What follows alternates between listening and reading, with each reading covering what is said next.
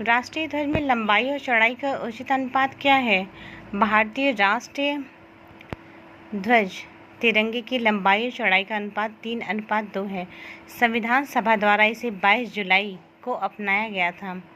वर्तमान में योजना आयोग के उपाध्यक्ष कौन हैं?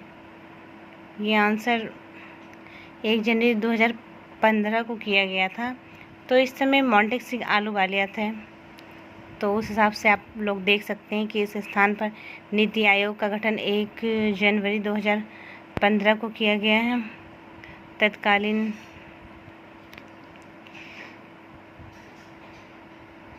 निम्नलिखित में से किस राज्य की सीमा बांग्लादेश में नहीं मिलती है?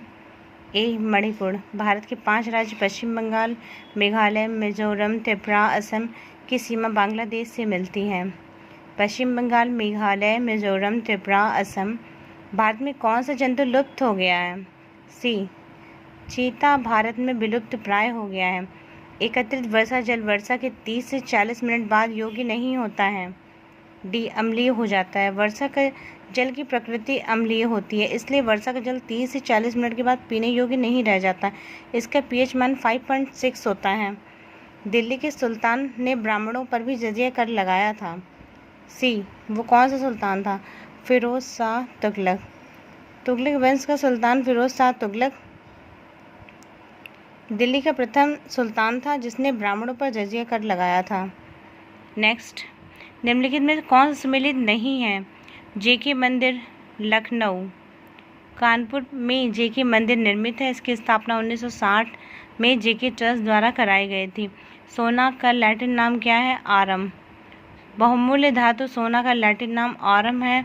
ऑरम शाब्दिक का अर्थ होता है सूर्योदय का चमक। शारदा अधिनियम के अंतर्गत लड़कियों लड़कों के विवाह की न्यूनतम आयु क्रमशः कितनी थी? 14 से 18 वर्ष। शारदा अधिनियम बाल विवाह को रोकने के लिए 1929 में पारित किया गया था। इस अधिनियम के द्वारा लड़कियों के लिए विवाह की आयु 14 वर्ष, लड़कों के लिए विवाह की आयु 18 वर्ष निर्धारित की गई थी। इस अधिनियम को पारित कराने का प्रयास डॉक्टर हर्वला शारदा ने किया था। उत्तर प्रदेश में विधानसभा के अध्यक्ष हैं माता प्रसाद पांडे। तत्कालीन समय में उत्तर प्रदेश में विधानसभा के वर्तमान अध्यक्ष माता प्रसाद पांडे थे। वर्तमान में हृदय नारायण दीक्षित उत्तर प्रदेश के विधानसभा के अध्यक्ष हैं।